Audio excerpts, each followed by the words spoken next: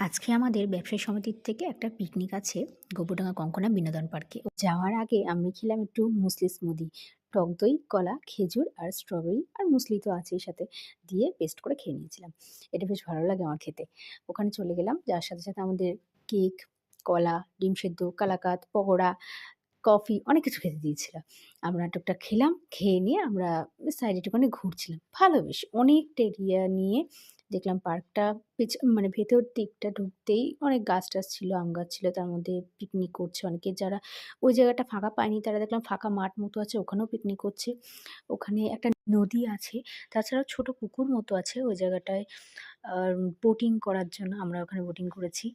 তারপরে ছেলেকে নিয়ে একটুখানি দোলনায়, স্লিপার এসব চড়ালাম। আমরা আবার দুপুরবেলায় খাওয়া-দাওয়া করলাম। ভাত, ডাল, বেগুনি, ভেটকি মাছের পাতুরি, মাটন, চাটনি, পাঁপড়, স্পঞ্জের রসগোল্লা এসব খাওয়া-দাওয়া করলাম। করে আমরা আবার চলে